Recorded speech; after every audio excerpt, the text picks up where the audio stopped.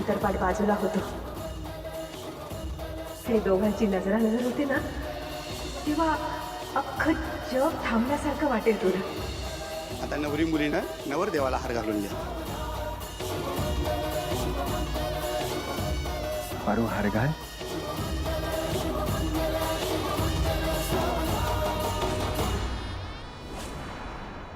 पारू पारू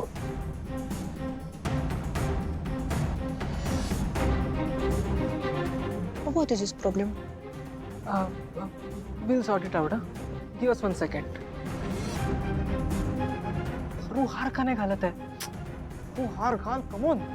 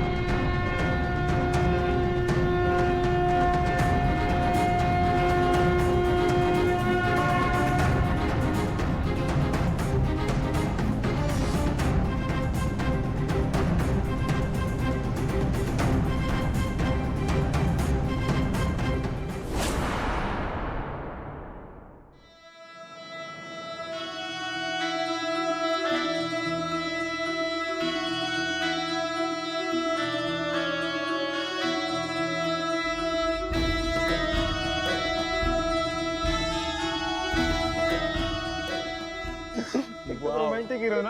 हा, perfect timing.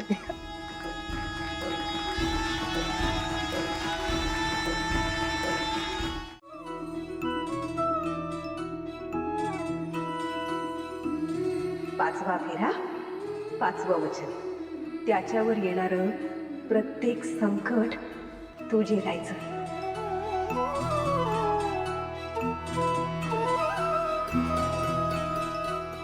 सहावा फेरा, सहावं वचन. त्याच्या प्रत्येक निर्णयात तू त्याच्या पाठीशी खंबीरपणे उभं राहण्याचं, त्याच्याशी प्रामाणिक राहण्याचं, ज्याच्यासोबत तू फेरे घेते आहेस त्या व्यक्तीशिवाय दुसऱ्या कोणाचाही विचार मनात येऊ न देण्याचं.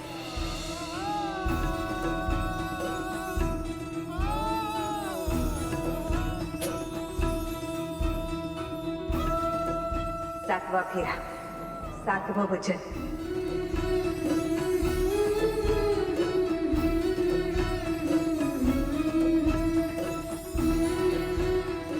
तुम्हाला होणाऱ्या बाळाची जबाबदारी स्वीकारण्याचं. आता वधूने अर्पण करायचं आहे हवन.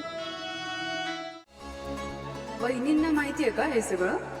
हरीशच्या जागी तू उभा राहिलास लग्नाला हे माहितीये का त्यांना?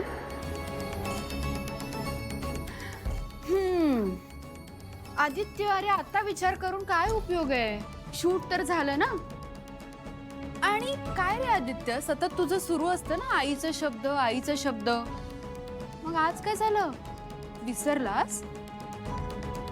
काकू तू ना प्लीज आता प्रीतम. काकू काही चुकीचं बोलत नाहीये. अरे पण आपण हे सगळं कंपनीच्याच फायद्यासाठी करत होतो ना. आणि आईनेच मॅकला शब्द दिला होता ना की तुम्हाला हवं तसं शूट करून मिळेल. आपण फक्त आईचा शब्द पडू दिला नाही. That's it. एवढंच कळतं मला. प्रीतम, तू विसरतोयस का? हे शूट लाईव्ह होता. आईने बघितलं असणार शूट. नाही रे, मला नाही वाटत. ती तर मीटिंग मध्ये होती ना. आणि जरी बघितलं असेल तरी मी बोलेन आईशी. ओके दादा, क्लायंटला जसं हवंय तसं शूट करून दिलंय आपण. आणि आईने विचारलं हरीश कुठे होता, हरीश शिवाय शूट कसं काय कम्प्लीट केलं, मग काय उत्तर देशील? दादा, घरी जाऊन आपण आईचा मूड बघून निवांतपणे सांगू तिला. ओके, तू आत्ताच नको ना पॅनिक होऊ. इथलं शूट तर संपलं. आता खरा सीन घरी जाऊन सुरू होणार. योग्य वेळ बघून मीच भांड फोडेन, बरोबर ना? एनिवे, पारू कुठं आहे? तिचं आवरलं का? ओके, मी बघून येतो. पारू, अगं शूटिंग होतं ते सगळं खोटं असतं. नाही प्रीतम सर, काय खोटं होतं सांगा ना त्यात. मला सावित्री आत्यानं खरं लगीन कसं असतं हे सांगितलं होतं. ते समज तर होतं ना तिथं. ते गुरुजी, ते मंत्र, त्या विधी, त्या सप्तपदी, ती वचन समज तर होतं. पारू तू मस्करी नको करू हं. तू नाही प्रीतम सर, मी मस्करी नाही करत. माझं खरंच लगीन झालं आहे. आणि लगीन झालेल्या स्त्रीनं तिच्या शेवटच्या श्वासापर्यंत मंगळसूत्र काढायचं नसतं.